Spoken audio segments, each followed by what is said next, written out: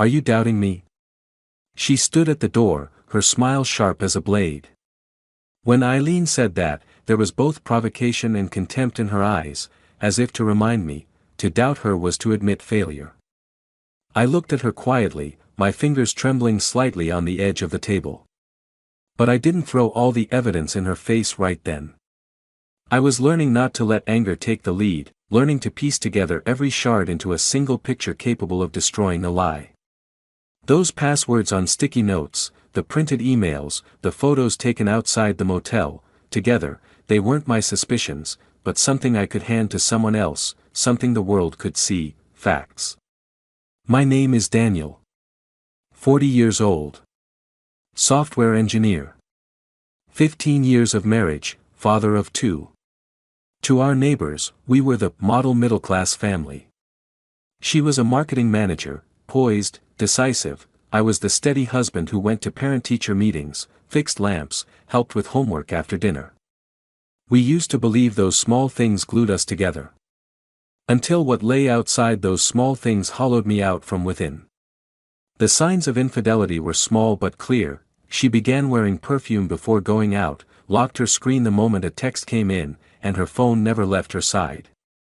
Her answers grew vague: business trips, overtime, client meetings, class reunions. Every time her sentences left blanks, I wrote down a line. At first, I thought I was overthinking. I remember telling myself, don't hand your life over to suspicion. But that night, when I saw 2 unfamiliar shoe prints on the carpet, something inside me broke. Not trust, something softer, the unguarded kind of innocence. I didn't confront her. Eileen couldn't lie for long, her eyes always drifted when she did.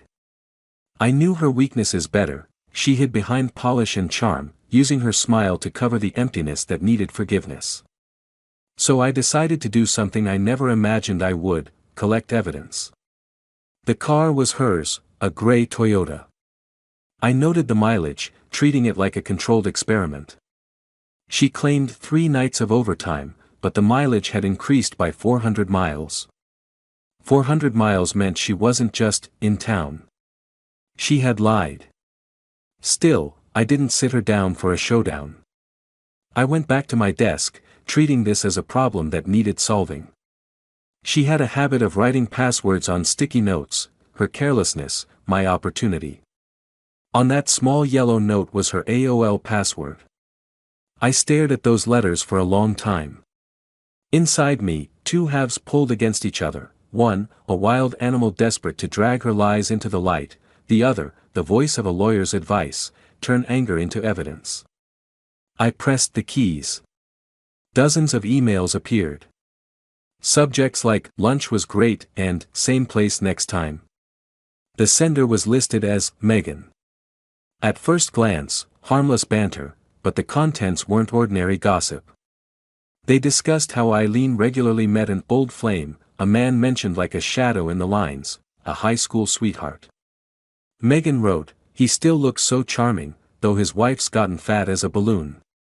Eileen replied with amused laughter. Every line cut like a knife. My palms were sweating, but I didn't cry. I printed the emails, stacked them neatly in a drawer. At that moment, I decided, I would no longer sit and let lies erode my home. I called my friend Tom, a police officer. He was blunt: Daniel, what you need isn't suspicion, it's proof. Hire a private investigator. I contacted Ron, a retired cop. His voice was like a sharpened blade. You need evidence that others will believe, he said. I paid a retainer and showed him the printed emails.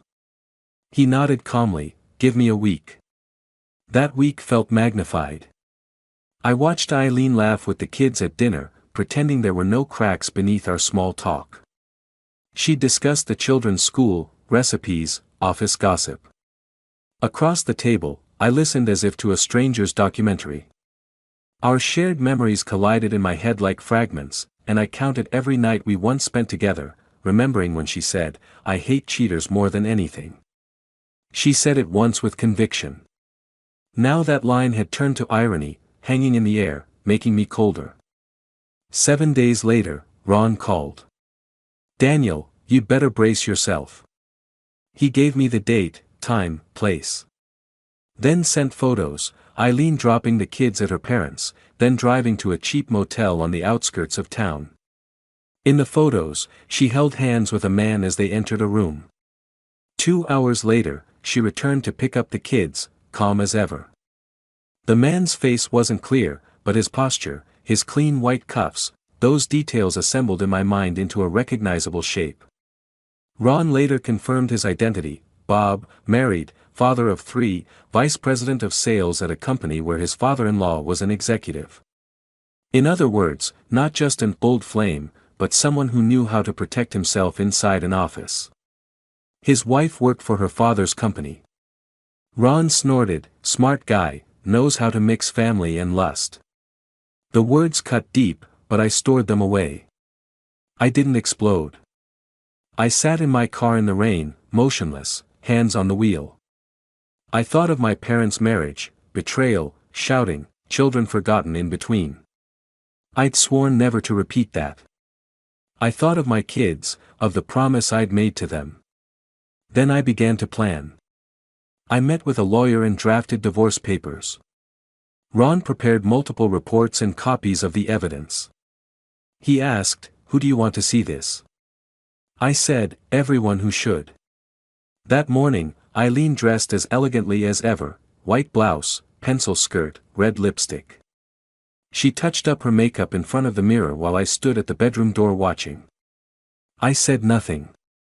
She kissed the kids' foreheads and left. As soon as her car door shut, Ron delivered the first envelope to her office conference room, photos and timelines of her and Bob at the motel. She froze for 5 minutes, speechless. Then came the whispers. Another copy went to Bob's wife. Another to HR. Another to her father's desk. The silence that followed was the loudest sound I'd ever heard. No broken glass, no screaming fights, only facts, laid bare like white paper, and the world beginning to react. Bob's wife broke down, stormed into her husband's office with the photos. His excuses collapsed like a house of cards. She took the children, emptied the accounts. Her father fired him immediately. Within a week, his title, money, and reputation were gone. Police reports, domestic rumors, legal filings, all followed. His name began appearing in news stories. He moved away, changed his number, vanished like someone expelled from the city. I watched it all unfold like a film, but I wasn't celebrating. Some might call it revenge, I called it cleansing. What I wanted wasn't their ruin, it was safety for my children, and truth brought into the light. I filed the printed emails and Ron's photos in a folder, labeled and ordered like a doctor's case file. I gave a copy to my lawyer and kept one in my drawer, a grave for my old naivety, and a marker for a new beginning. The divorce was surprisingly calm. Eileen tried to explain, it was just a mistake, a brief one. I shouldn't have done it. She cried bitterly in front of the lawyers. I said nothing. I signed the papers and left. The air felt clean, like it had been washed. When people asked if I regretted it, I shook my head. It wasn't revenge, it was cutting away rot. I wanted my children to breathe clean air, to live without whispers of betrayal in the night. I never shared the details with the kids. Our conversations stayed on school, health, visitation. I did what had to be done, set up education funds, updated custody files, arranged weekend visits. Small, steady things, like an architect laying rebar for a foundation. Every step rational, every goal clear, rebuild the broken into something that could hold life again. Time hardened the wound but also made it tangible. I still keep those papers in my drawer. Sometimes I touch the stack, feeling the weight of printed truth, like bones of the past. Sometimes I reread the letter Bob's wife sent me, "Thank you for letting me know the truth." I fold it carefully and place it back with the documents. It's a testimony that I saw something through to the end. Years passed. The kids grew up. Eileen and I had no further entanglements. Sometimes we crossed paths at school. She was still graceful, her smile more restrained, but still polite. I didn't hate her. I wouldn't celebrate her fall either. I simply no longer let her influence any part of my life. Friends asked if I regretted losing the family. I said, not every void deserves to be filled. Sometimes you have to clear the mud so air can flow again. Some called me cold, setting things up, exposing them, ruining lives. They saw only the result. I saw the chain of cause and effect. I didn't fabricate or slander, I simply let the truth appear where it belonged. Once truth is on the table, law, morality, and society respond on their own. That's the system at work, not my malice. I had my sleepless nights. Revenge isn't a thrill, it's a steady light. In the quiet hours, I'd think of her before the mirror, of the children's innocent faces, of our youthful days napping in the library and talking about the future. Those memories weren't destroyed, just reclassified. Some are recyclable, others must be discarded. I labeled every relationship in my heart, shelving them like books in order. Once, Bob's wife approached me at a community event. She handed me an envelope. Her eyes no longer burned with anger, only fatigue and a complex relief. "Thank you," she said, her voice wrinkled by time. I nodded, took the envelope. Inside, a single line, "Thank you for helping me see the truth." I didn't read it aloud. I put it in the drawer with the rest. Those papers are like offerings, mourning, yet releasing. Tom sometimes jokes, you handle life like an engineering project. He's right. Maybe that's why I survived the emotional chaos, by breaking it into steps. I had no dramatic victory, no shouting catharsis. Just files, emails, photos, and a divorce decree. Those gave me a framework to act. After that, the world tangled with the consequences on its own. What I don't regret most is this: I never dragged my children into the humiliation. I never exposed their mother before them, never laid the photos on their desks. Revenge isn't about shaming someone's kids, it's about protecting yourself, protecting what's left to give them: stability, time, clear rules. Years later, I sometimes see Eileen in crowds. Her smile carries restraint. She once sent an email, talking about a new project, the kids, her life. I replied briefly and politely, like a business email, "All good. Wishing you well." That's what maturity looks like, distance wrapped in civility. People ask if revealing the truth brought satisfaction. I admit, for a moment, there was clarity, a clean, sharp pleasure in watching a pile of lies collapse. But it was fleeting. Soon replaced by routine. What remained was calm, like walking back into a warm room after winter. You finished what had to be done, now comes the question of how to live.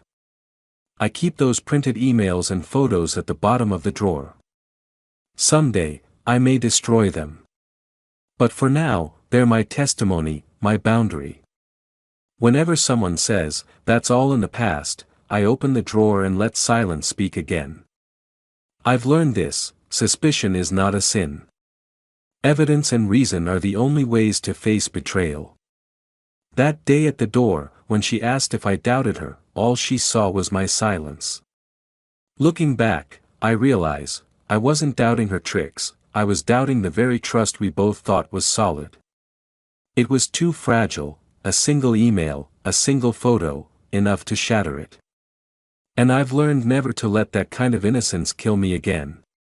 Sometimes I wonder, if I had confronted her earlier, would things have been different? Maybe. Maybe not. But I know one thing: I'll never live again by half measures and excuses. I want my children to grow up in air free of lies. I don't want them to mistake silence for peace. I want them to understand, silence can protect, Or it can wound. What matters is that you know why you're silent.